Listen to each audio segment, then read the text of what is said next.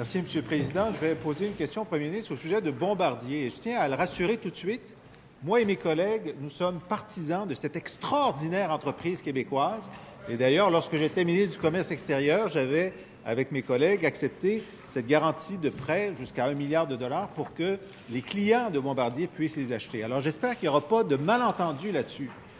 Maintenant, il va arriver qu'avec les aléas de la conjoncture, il y ait des pertes d'emplois ou des embauches. C'est normal. Mais cependant, dans notre cas, le premier ministre a décidé d'utiliser 1,3 milliard de dollars de notre argent collectif pour cet investissement massif dans Bombardier. Alors, c'est un levier extraordinaire pour protéger nos salariés dans les cas de perte d'emploi. Alors, nous lui avons beaucoup demandé quelle garantie avait-il obtenue dans cette négociation avec ce puissant levier. On avait vu que dans l'entente de principe dont on a obtenu copie, qu'il a rendu public, le mot « emploi » n'est pas prononcé. Alors, depuis, il a signé une entente finale. Alors, je pense que, bien informé des attentes de la population, il a dû inscrire des garanties d'emploi dans cette entente finale, vieille de 4 mois, qui, pour l'instant, est toujours secrète. 1 500 familles vont être privées d'un emploi de qualité dans les mois qui viennent. Peut-il nous donner cette entente et nous dire ce qu'il a obtenu pour les salariés québécois? Monsieur le Premier ministre. Monsieur le Président, il aurait été très simple de clamer haut et fort ce que vient de faire mon collègue, je l'apprécie, le soutien de sa formation politique pour Bombardier. Ça aura pris 8 mois, 9 mois pour l'entendre, et je pense que mieux vaut tard que jamais. Peut-être que la deuxième opposition pourra également suivre cette tradition que je salue.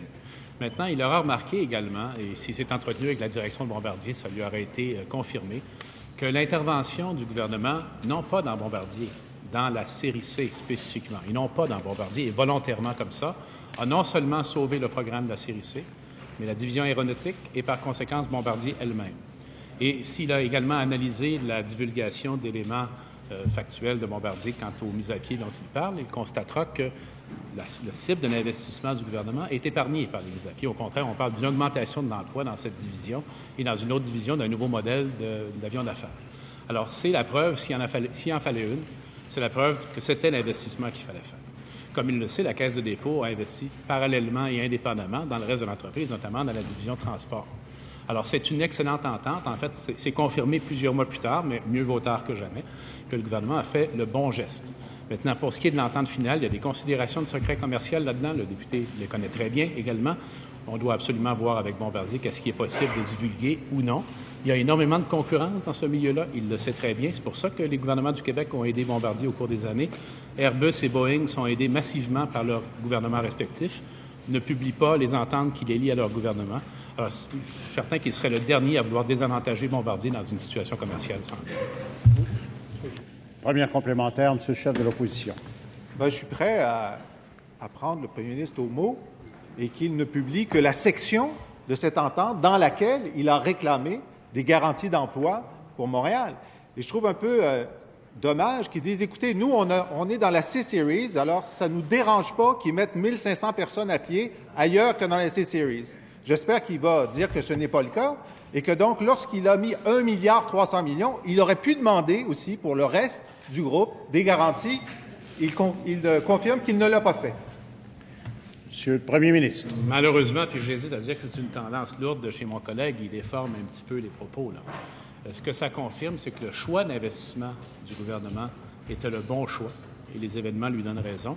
Bien sûr, on est désolé pour les personnes dont l'emploi, éventuellement, d'ici 2018, va être aboli et on aurait aimé que ce soit différent. Mais il faut que notre collègue et la population prennent conscience de quelque chose. Dans les ententes commerciales de ce type-là, avec des gouvernements, les gouvernements en général, il est rarement, sinon jamais, question de plancher d'emploi, de nombre d'emplois. Ce qu'on mentionne dans ces ententes-là, ce sont les activités. Par exemple, dans le cas de la série C, les activités d'ingénierie, le siège social, l'assemblage qui est toujours fait à Mirabel. Et lorsqu'il parle de milliers de familles, il doit savoir qu'à Saint-Jérôme, il y a des milliers de familles qui bénéficient de l'entente du gouvernement. Deuxième complémentaire, M. le chef de l'opposition. Donc, je comprends que le premier ministre refusera de rendre publique la partie de son entente qui porte sur les emplois. Peut-être qu'elle n'existe pas. Mais le ministre fédéral Baines, lui, qui négocie avec Bombardier, lui demande des garanties d'emploi. C'est quand même intéressant que ce soit le ministre fédéral qui, lui, pense que ça prend des garanties d'emploi, alors que le premier ministre, lui, n'en veut pas. Que doit donc conclure de la combativité de notre premier ministre qui met 1 milliard dans Bombardier et que M. Baines, lui, veut des garanties? Il met rien. Monsieur le chef de l'opposition, je voudrais simplement vous informer, je ne vais pas vous interrompre pendant votre 30 secondes, que vous ne devez montrer que des tableaux et non pas des photos ou des articles de journaux. Ah, voilà. Monsieur le premier ministre. D'ailleurs, Monsieur le Président, on pourrait élaborer sur le choix de la photo qu'a choisi de montrer notre collègue à l'Assemblée nationale. Maintenant, ceci dit, je vais lui répéter encore une fois que les ententes qui lient les gouvernements à des entreprises, ça a été le cas pour d'autres entreprises auparavant, n'établissent pas de plancher d'emploi. Il n'y a pas une entreprise qui signera une entente dans laquelle ce facteur-là serait là, pour une raison très simple. Qu'est-ce qui explique la diminution d'activité de Bombardier dans certaines divisions? C'est que les affaires diminuent, puis on vend moins de certains éléments que ce qu'on faisait auparavant. Alors, c'est une réaction normale pour une entreprise, malheureuse, mais normale, de procéder à des ajustements. Mais encore une fois, je répète, le gouvernement a fait le bon choix. Si nous n'avions pas posé ce geste, il n'y aurait plus de série C, la division aéronautique serait fortement fragilisée, de même que le reste de l'entreprise, M. le Président. Troisième complémentaire, M. le chef de l'opposition. Donc, on comprend bien que les salariés de Bombardier, s'ils veulent avoir des garanties d'emploi, pas nécessairement un plancher, n'ont qu'un seul recours, c'est le gouvernement fédéral. Mais dans le cas de la C-Series, lorsque la décision de Bombardier de remettre aux États-Unis les tests aériens, il y en avait déjà, ils ont repris à Montréal, ils les ont renvoyés aux États-Unis. Pourquoi le premier ministre n'a pas dit, écoutez, pour 1,3 milliard, gardez les dons à Montréal? C'est possible? Monsieur le premier ministre. Monsieur le Président, je comprends, mon collègue a une connaissance très limitée des mécanismes de marché et de la réalité des entreprises, mais c'est pas comme ça que ça se produit. Ce sont des décisions que Bombardier devait prendre, qu'il a pris. C'est des transferts temporaires d'activité, ce qui était absolument capital pour le Québec, parce que cette série C qui vole actuellement avec les couleurs de Swiss Airlines, cette série C, c'est le génie québécois qui passe dans les airs actuellement partout en Europe. Et c'est un avion qui a été conçu, assemblé et certifié au Québec. Et ça, c'est une valeur immense qui va rester attachée au nom Québec. Monsieur le Président, j'en suis excessivement fier. J'aurais souhaité, à l'époque où on a fait ce choix essentiel, que toute l'Assemblée nationale nous soutienne dans ce qui est de toute évidence aujourd'hui le bon choix.